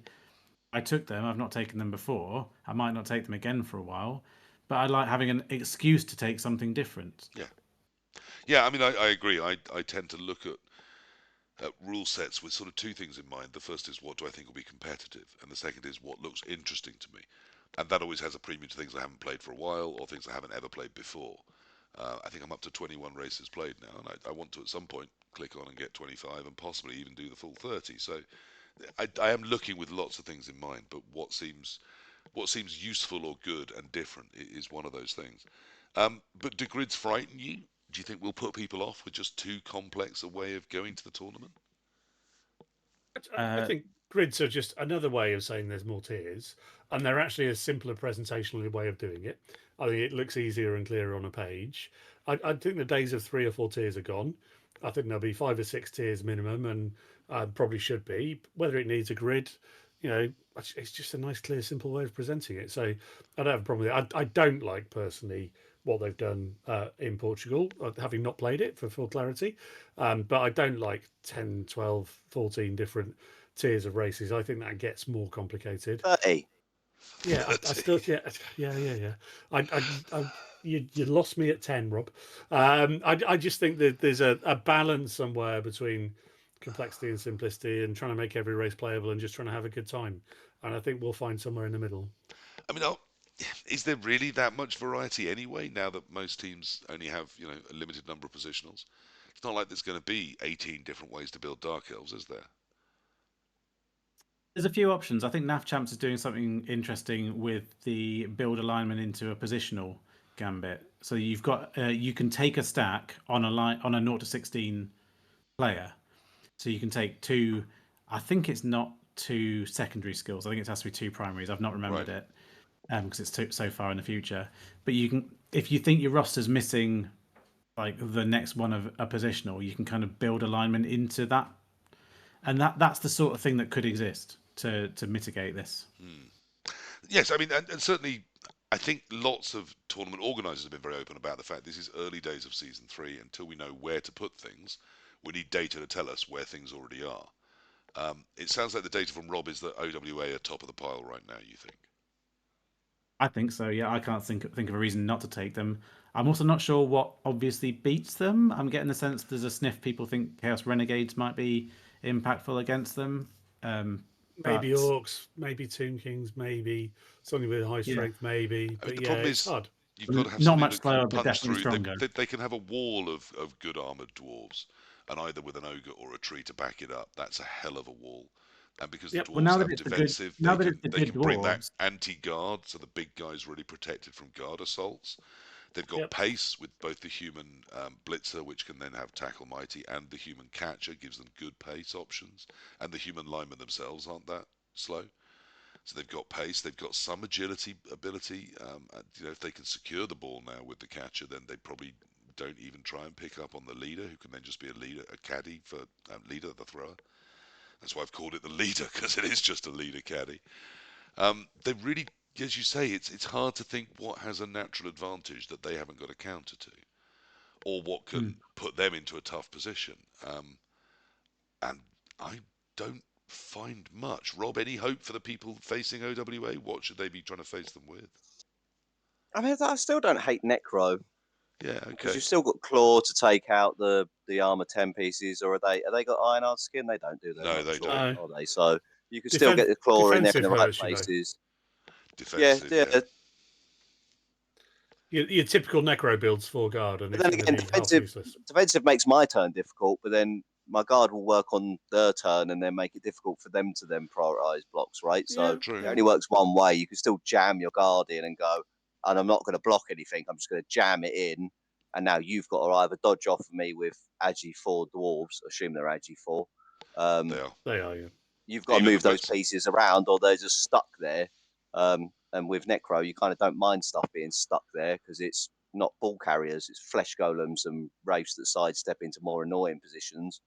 and then you've still got your wolves and your ghouls to go and get the ball handlers, right? Because the big thing that OWA don't have is ball carriers beyond the blitzer and the catcher, right? If they go, then how are you moving the ball around? Unless you're throwing a halfling somewhere. Now, at this exact moment in time, we don't know much about high elves. We know something, but we don't know the prices. We don't know the exact stat lines of every single piece that's on the high elf roster. We've probably seen leaks. Depends how much leaks you've seen personally. But we do know that they are coming with a couple of claws on them. Might they be an answer to limiting OWA? Might the meta have its own solution coming within it, Salty? I mean, potentially, but they also got my ball on the Dragon Princes or whatever they're calling them that they've put out, which I think is absolute dog. I'm not sure they do they? I thought that was a rumour that yeah, they've doesn't. said that the Dragon Princes have my ball, same as Foxes. So if you put the ball on them, you can't get rid of it, which on an elf team seems horrendous. But Yeah, it does seem pretty bleak, yeah. But I think the plan is to have them as you just send them down each flank and then you just pass over the top because they'll now that Union are gone, somehow. I think they'll now be the passing elf team. Dark elves will be like you've got your couple of blitzers and your stabbies, and wood elves will be your sort of rapid pinging the ball around left, right, and centre and readjusting to whatever's in front of them. Right. Well, I worry if we will see many elves at all. I really do. I know some people love elves and will want to find a way of trying to make elves work. But I just think they got several hits in several directions in this rule set. And it does make me a bit bleak about them. Now, that said, there's a lot of other rules out there, a lot of the races out there, and rule sets do change. And if elves have taken a huge hit, then, tiering will help to correct that eventually. Tournament organisers will notice and do things about it, and possibly eventually in 5 years' time, Games Workshop might write a rule set that isn't as horrific for them. But it's been a good time for stunties. Anyone faced any stunties or coached any stunties? Jesus Christ. Yeah, they're horrible. That anything that's got strong arm and bullseye can get in the bin because it just wanders up, goes 4+, pop goes your ball, ta-da. Deep Brute is a nightmare. Deep Brute just wanders up and goes 4+, pop, there goes your ball. Great. Thanks, Deep Brute. Do we need to think differently about how we protect our ball, maybe? More screens and less cages, Rob? No, you can't. As long as he can get within 6 squares, he can roll a 4+ and your ball comes out. Doesn't matter what you've put in front of it. Yeah. Or you have to just stick 4 players on every corner of him so he just can't move or can't get the fling in to throw it. But bullseye is horrendous on any half decent throwing player. It is a nightmare. Anyone else got some experience against the stunties so far? Around. Yeah, I'm sure we will. And also the people that love play stunties love that sort of play. So giving them a way to actually make it, because I always hated it because it was a terrible odds play. But now to make it into a good odds play, we are going to see it a lot. Because we were seeing it a lot anyway, even when it was a shit thing to do. Wags, Jim, have either of you faced a stuntie? I've played Snots, and they're definitely better, and they were already okay. They're going to be good. They're going to be a threat. They're going to be that really. To be clear, as a star caddy like they used to be, or actually as a team to play Blood Bowl? As a no star, it was the Welsh, so there were no stars. Right. And it was just fouling every turn, and if the bomber works, you're in trouble. But that's fair enough. That's what stunties are. They're relying on a bit of luck. 5 pieces that don't disappear now, right? The bomber, even though you can now, if you bomb yourself, it's turnover. Is that still a viable thing, or just leave it to the end of the turn? Yeah, but when they roll 5s and 6s, they're fine. Yeah, that is true. Or they just give it pass and throw it over the top, right? That is the game. Yeah. That's the game. So fair play to them if they're going to take that risk and play that style. Did you pile drive either of your pump wagons? I was not pile driven. No, I didn't pile drive them. No. Did you foul with them at all? I'm sorry, I was playing against rather than with. Oh, okay. And how many of the 6 bribes had they brought? They brought 3, I think. Yeah, because they're so cheap, you can afford 3 bribes. Actually, no, it was only 2 because he only had 2 bombers. Because the pump wagons aren't secret weapons anymore. No, but so they are dirty players. So if you're fouling with them, I mean, they're big pieces. You really don't want them sent off. No, that's true. You might want to foul with them. He had 2, and it was enough because he didn't fail much. So Yes. I mean, make stunties stunty again. I like that Goblin's got a little bit unnerved, but I'm just not sure I want other things tiered with my stunties. Swoop is insane now. Is it really good? Swoop is so good. Yeah, you just pick the direction and off it goes. But it's still Assuming you don't get stupid and don't get eaten. And Yeah, don't, there's still Yeah. lots of among things how to many stop other it. things.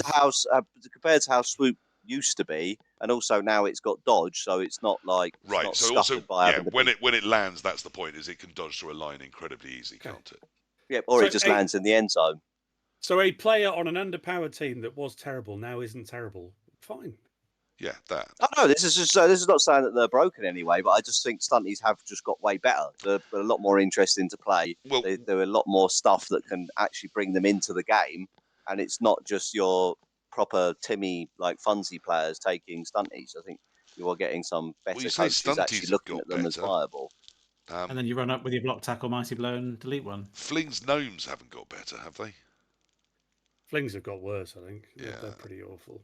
Mainly because Yeah. they're star access, but And gnomes are so greedy for dodge, which is now an elite and hence taxed skill, Yeah. that I think what we're talking about in terms of stunties are now a bit more viable. It's goblins and snots, isn't it? I mean have ogres are stayed fine about as the well, same. right? Ogres have stayed about the Yeah. same, I'd say, and I Yeah, think yeah. gnomes and flings have dropped off. Yeah, I think Sure, break give them tackle helps some ogres a time. bit, but they weren't great to start with. They're not great now. Goblins were so awful for so long. Give Yeah. them some time.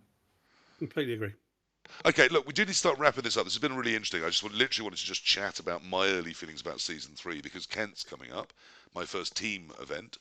And whereas I don't care, go to a singles event. If it all goes horribly wrong, it goes horribly wrong. You have a beer, you laugh about it, and you try a different build next time.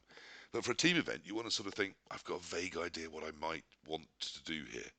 And I really, really don't know. So I'm going to have a look at that rules back. But having not done so, I think that's a great time just to get some general sort of feelings as to how everyone is about season 3. We haven't talked much about leagues so far. What's your league experience of it? Is there The particular only problem is wrinkles that there? we've mainly been playing the Salt Bowl League, and we use the Spike magazine, so we've had stupid balls in a different kickoff table and different weather. So it's not a true reflection on actual new Okay, season rules. but you do prioritise the fun in Salt Bowl. I think that's fair to say. Yeah. It's not the Yeah. So, how is this for the fun? Do you think it's added anything? Is it a more fun rule set? Is it more beer and secure the Skittles? ball. I really like secure the ball. I think it makes a lot more teams more viable. I think a lot of people are still forgetting that if there's a opposition player within 2, you can't do it. So there is still like positional choices and Yeah. tactical choices around it. Whereas like if you pop the ball, don't you just have to be within 2 to stop the secure the ball. If you can't make the rushes to get on the ball, you might be worth still making a rush to stop the secure the ball before they blitz a piece off or something. Yeah. I quite like the interest of that is novel and quite nice. What else have we had? Stalling hasn't really been a thing. Well, it's been a thing. Problem is we've also got a terrible ball in the Bretonian Spike, which gives you foul appearance, my ball, loner 2+, and steady footing. And we are seeing that ball quite a lot, and it's now just referred to as the shit ball because the other ball just means that you get distracted at the end of your turn. No one cares. But the shit ball is awful because you can't get rid of the ball. Yeah. Yeah. No So it's a passing. very different type of Blood Bowl. Wags. Yeah, no. I rolled the no passing ball the first 3 times I played, and it made a big difference. The first game, I really just wasn't anticipating how big a difference it was going to make. But I like secure the ball. I think it because it doesn't help with the one turn. It just offers up a bit more reliability to just get the game underway where both players are involved, which is nice. And just all round. I think hatred can get in the bin though. I think it's just it's more roles, more admin for very. It's a more nice roles. It's flavorful more game. admin. Season 3. It's more roles and more admin. Yes, Yeah, it's a that nice is the idea. catchphrase. It's cool. It's a cool addition, but I don't want it because of the roles, because of the admin. Yeah. Yes, I'm very lazy. That might be impacting my view of it's Oh, more. one thing on the league though, Okay. random skills is incredible though. That you roll twice that's and then really get good. to pick is phenomenal. Because everyone told me random skills are dead now. So is that not true? No, they are great. Is it just early Probably access to a it might be skill when better. other people don't have Yes, them? Is that what you're right? potentially, yeah. You can just do the randoms because you get a choice of 2. So I'm like, as long as you hit like one of the good ones, sweet. And And then you can strength build ones on whatever are it actually is. really Yeah. good. Strength ones, there's like 3 of them. No, 2 of them that you just can't take unless you can throw teammate. So you're actually 2 from 10. And a lot of the players that want to take a random strength have already got, say, Brawler or Thick Mighty Skull blow or or something. something. Right. So So yeah, limiting it even more to the chance of one of those two it's being really a like hit 2 from is 9. Like your odds tend to be it's like 5 out of 9 are good, and you've got 2 shots at it. okay. Well, it's good to know that that dynamic hasn't left because it's now the same amount of TV. And the same amount to cost on rehiring as well. Same cost on rehiring, isn't it, for season end and things. So literally the only advantage is early access, for which instead of picking, you get to pick between two random generators. Yep, and obviously you can end up with more skills because the same SPP. Yeah, It's cheaper because SPP, so you can get some more. So as well as earlier Uh, access, you are spending less SPP on it. Yeah, absolutely.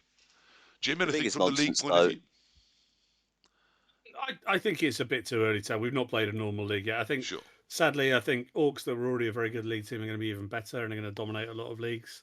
But I might be wrong, and different teams may play out and counter them, and we'll see. And the only thing I'll add to it, Oh, a team two with two things, big strong things and two fast bally things. That might also be quite killy. There's a surprise. and gets SPP for killing now, and Yeah. is going to do really well from it. So yeah, that'll end up being really good. I completely agree about secure the ball. I was a bit dubious about it when they announced it. I think it's fantastic. Seeing beginners using it, good players using it, people tactically using it and selling it for it, and other different elements of the game. And the only thing I will add to Probably Rob, because I had plenty of re-rolls and a sure hands thrower. I completely forgot its existence yesterday and didn't use it once. yeah, it'll take a bit of getting used to. I don't think hatred can get in the bin. I think haters can get in the bin. I think Oh, this edition is going to settle down and be immensely fun, and a load of people are getting overexcited about how bad some things are, and it will be absolutely fine.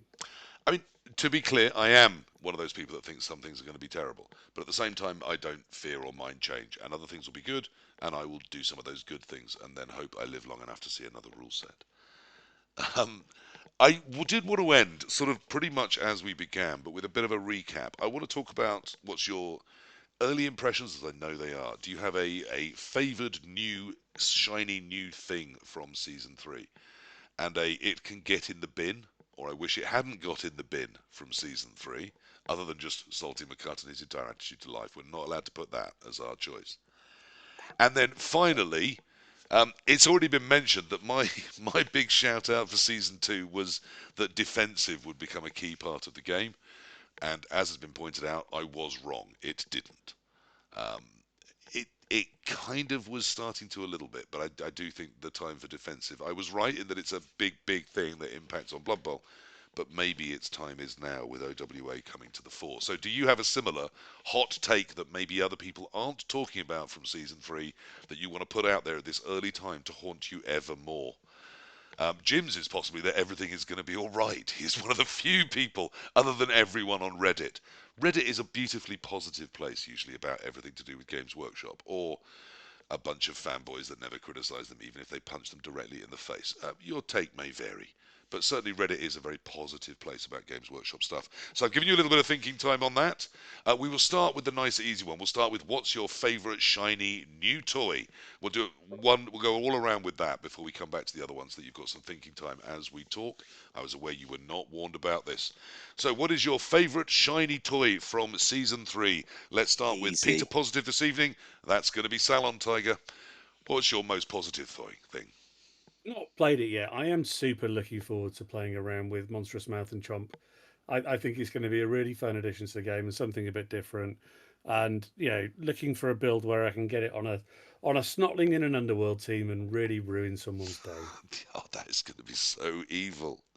So evil. Okay, so the presence of Chomp is your shiny new thing. How exciting.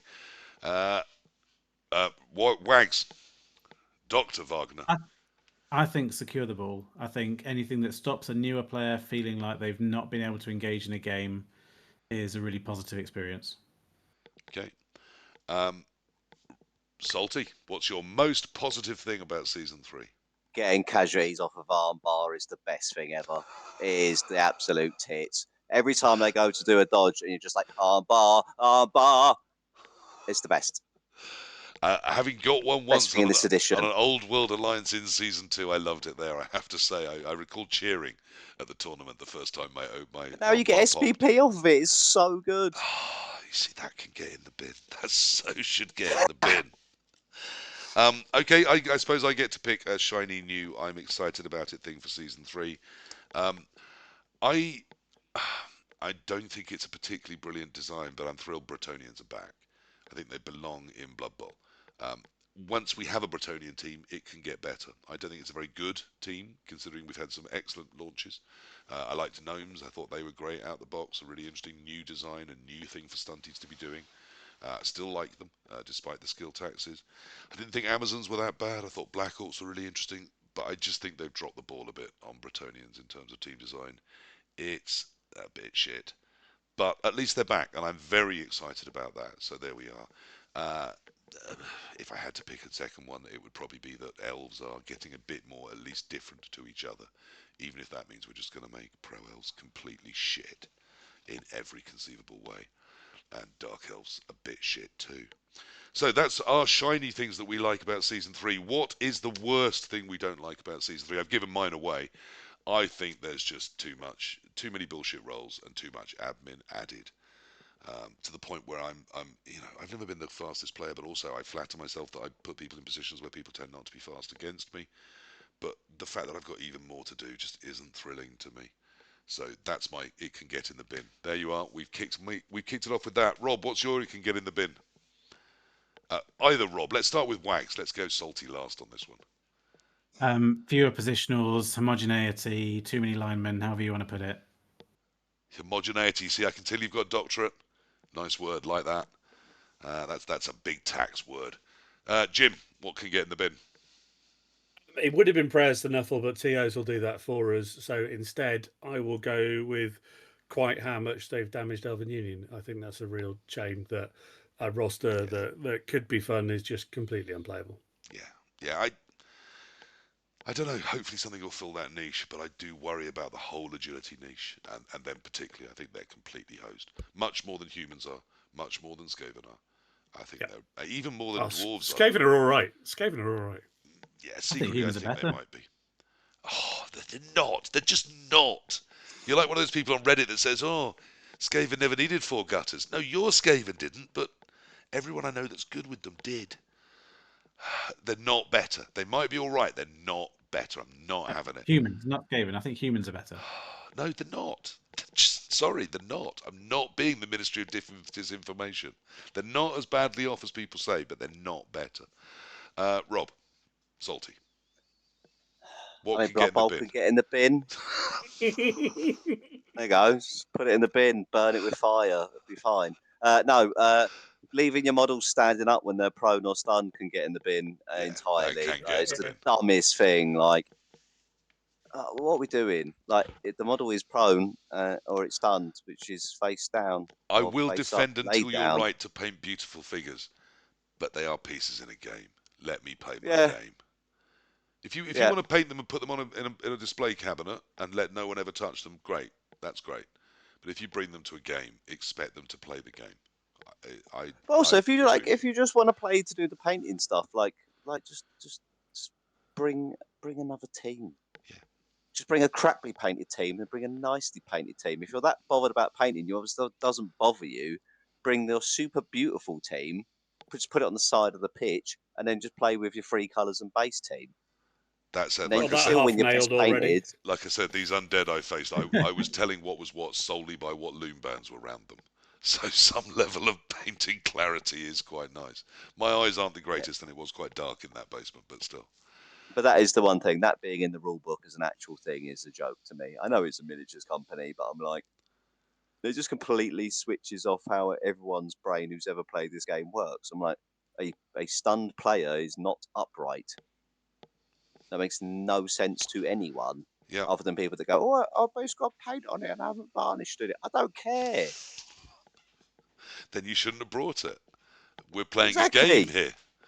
Yes. If you didn't get it painted on time, that's a you problem, not a me problem. It is If the I only don't thing get a that team painted on time, I borrow one. Like, it's still the only thing that makes me want to go to a chess competition though is I want to sit down and pull out my completely painted chess set and go, I'm not playing yours if you're not 3 colours and based. I just think that would be a wonderful moment. Though my obviously my participation in the chess event would therefore be incredibly brief. It's a niche Okay, joke. do you have an out there prediction? I do have an out there prediction. It's not even out there. When you hear it, you're all going to go, oh, yeah. So do you want me to start with mine? It's not Please. defensive this time. I think the skill that is currently being slept on that is going to come to dominate Season 3 is shadowing.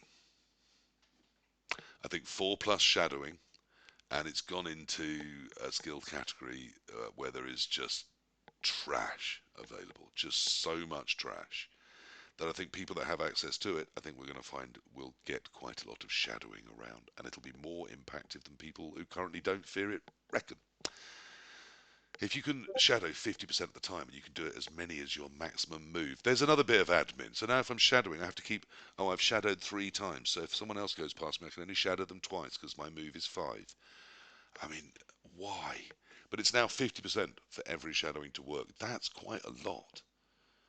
So I think we're going to see a lot more shadowing, and I think it's going to impact more. There's my out there prediction. Rob, what are people not talking about that they should be? So I've done that again. Either Rob, whichever one speaks first. Thumb battle for it. Well, you pointed, Rob, and I liked that. There's camera interaction. People are going to feel that they know you now. So let's go with Wags. I don't know. I think mascot maybe. It's the addition of mascot. I don't think it's busted. I think it's still a coin toss. So it's sort of a 50k reroll, which is good, but I think you're not necessarily going to adapt your roster to include one. I think you're just going to be happy to have one with the money left over.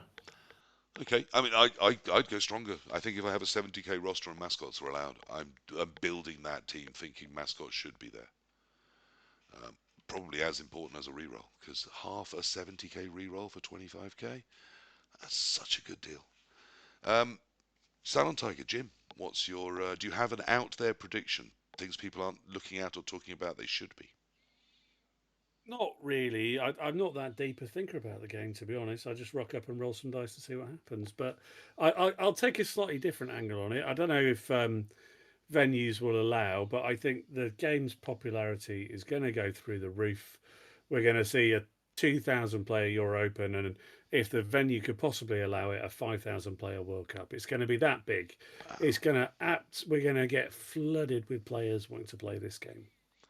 Okay, that's The, a fantastically positive thing to say. The people who were saying a year or two it's a golden age of Blood Bowl will look back and think, "Oh my God, what was that? I was What saying was that?" That's a term that I coined. That was me. Lovely that you remembered. I do think we were in a golden age, but there's always a diamond age. We can always go further still. I'd love to see it. I mean, you know that I love seeing younger people. I mean, to me, that's just about everyone. But coaches returning to Blood Bowl is great. But new, young blood coming up into the sport, into the hobby, and reinvigorating us and changing things. That's wonderful. That's what I want to see most for Blood Bowl, that it will live beyond me. Rob, do you have an out there prediction? Sorry, Salty.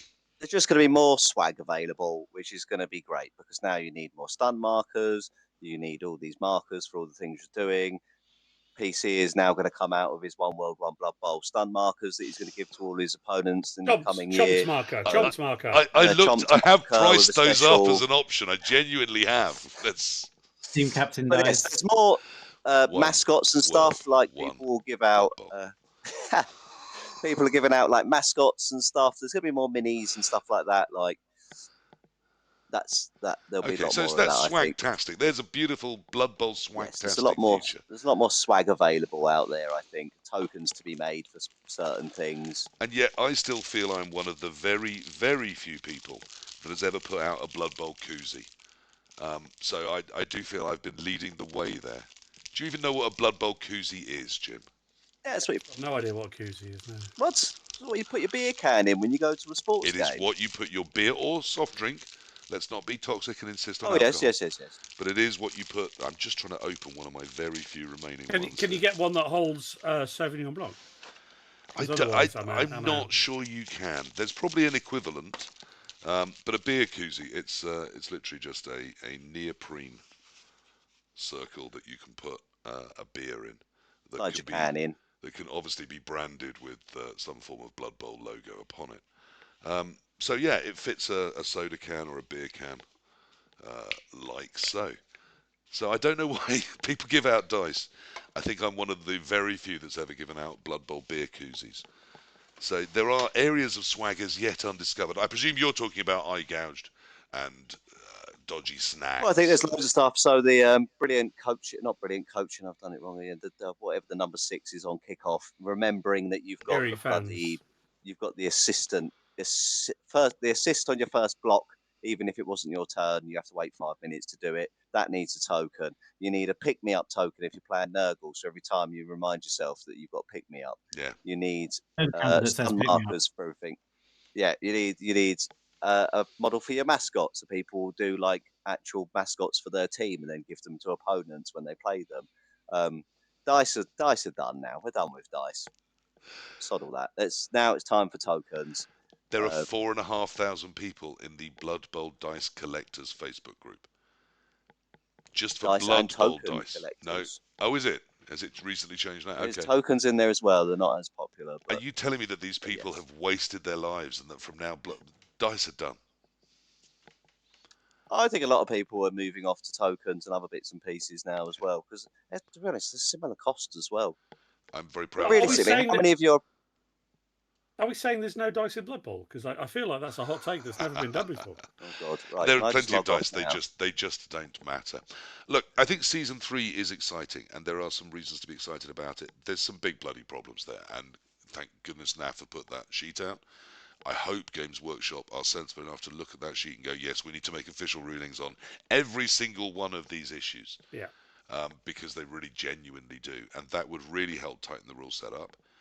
Yep. It's amazing to me that we went from 108 pages to a 204-page rulebook, and things got less clear in so many ways.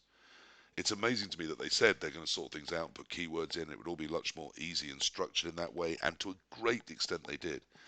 And then they dropped the ball by things like fan factor matters now on one of the 12 kickoffs. If you roll if you roll two sixes, you still need to know your fan factor for that one result that happens 1 in 36 times on kickoff. I mean, it's an out there suggestion, but perhaps we just don't bloody need it unless you're playing in a league game. Perhaps it shouldn't be part of the kickoff table, and perhaps there's a lot of other areas we've just built stupid amounts of rolling into this game now that, yes, it needs to be dice based. There should be a load of luck. There should be a load of fun. I don't mind random stuff. I mind if, to work out one thing that's happened, we need to make 7 different dice rolls. Then at times there's just too damn many. But certainly, I think season 3, it is exciting, and people are excited about it. And I'm hearing from the people I do talk to that play tabletop that numbers are going up. It's not just in London that we're seeing people all over. People returning, people saying, here's a leap in point, I've wanted to get involved, but now there's a new rule set, I won't feel as lost as I would have done. So I think change is good, reinvention is good, season 3 isn't good, but it could be. Could we all agree on that? Is that a hot take? Well, Feels I like think it's beta good stage already, still. but yeah. Yeah. Go on, Rob. We're in the Okay. beta. Okay, so with Rob a little more negative, particularly about the teams and diversity and that box-based design, and Jim a little more positive. We kind of all think it's kind of okay. There you are, stunning! What a world-shaking revelation we've come to. What a fantastic hour and 48 minutes of chat that you've subjected yourself to. And just in time, we're wrapping up as we get our one raid of the evening. And finally, some people arrive from Rick Reckless's chat. If you want to hear what we've been saying about season 3 and our hot takes and early impressions, you're going to have to rewind and watch the whole thing again. If I can ask everyone to wave as we. Sorry, my final question: is there anything you wanted to say that I've not given you the opportunity to this evening? Wags, anything to add? Nope. Covered everything, thanks. Lovely, Jim. I think we forget that GW write this rule set primarily for leagues, and we happen to play in love tournaments, and a lot of this randomness Yeah. is quite fun in leagues and gives a really different experience there. And we've touched on it a little bit, but not a lot. Oh, and by God, the art in that book was lovely, and that's responsible for some of the extra pages, and I appreciate it greatly. But with greatest respect, if you are hitting a pub at 7 o'clock on a Tuesday night and you've got 3 hours or 3.5 hours to play your league game, that is a different feel. Yep. Um, if I'm being told 2.25 hours and I'm whipping the clock out in an hour, then I've got limited patience with, hang on, I've got to roll another dice to see if that minor part of that minor thing might happen if it's Tuesday. I'm not saying it's right or wrong. I'm just saying Yeah. that's why it's that way. Yeah, sure. And Salty, anything to add before we wrap up? So when's the availability date of the One World, One Blood Bowl stun markers? Well, I did talk to, I talked to the gentleman in Poland, and the number he wanted me to order in order to make sure they were a cost which I felt I could absorb. My partner pointed out that I hadn't worked enough in the last year to make that something I could just casually do. And then I contacted the person in England who I knew had been outraged by that and had felt, well, I can do them in my front living room then. And they've decided not to go into business competing with them on the UK level. So at the moment, I don't feel it's a project I can forward. But I will be looking for some of those little stunned prone One World, One Blood Bowl tokens. I do like them, and I have started collecting them like Pogs, and I am up to 8 different ones now. That's my last thing. So that's also why they are better than dice, because they're not. You literally trade them with your opponent rather than dice that you just give away and then you end up with loads of spares. With the markers, you just trade them out like pogs, and you could just have a stack of like 30 of them, and you just trade out of that, and then you go, right, well, I've run out of like my spares, put them away and go through them. And you've got the story every time you play a game. You've got the story of who you played, and someone will go, "Where'd you get that stun marker from?" And that's the bit of Blood Bowl that we all love, right? Yes. Like, it's not all these silly rules. It's not all this how you've ruined my team. It's I went to the gaming cafe with all my pals and I had a chat about a silly dice game, which is actually what's important. I agree, and it's pure coincidence that when I take my stack of stunned tokens out, it's usually the gold one that you only get for winning the UKTC that's on the top. So if they ask, oh, where that one from? I go, oh, that's from the UKTC. Didn't you get one? Oh, no, that's right. You only got those if you win it. Oh, looks like they've just gone back to Rick Reckless's chat. I genuinely do that. And Tofu, when I played him, not in this rule set, but in one before Christmas, he couldn't cope with that at all. He just found it very funny, and it did destroy his confidence. So I'll be doing that a lot from now on. Look, thank you very much, guys. I just wanted to talk about season 3 with 3 people that I knew had played it some, and that obviously had some relevance. So things popped up from my experiences. You were there. Indeed, one of you was somebody I played, so that was lovely. Always nice to play with you, Wags. I had a good time yesterday. I wasn't that sure I was going to, and I don't think it's just that my day went well. I thought it was less weird than I'd feared, but there were still just a few annoying things. Maybe I'll get used to them and they'll become second nature, but it just feels like there's more little annoying things to remember, and I'm not sure I'm as cool with that as I perhaps should be. Anyway, that was One World, One Blood Bowl 73. Let me know what you thought in the comments on YouTube, and like, subscribe, and all those things I should say at the start, but never bother with because I don't really give a shit. That was this episode. If everyone can wave and say goodbye, it helps me find it in the edit. Thank you very much, everybody. We will be back with 74 real soon. Bye. Bye bye.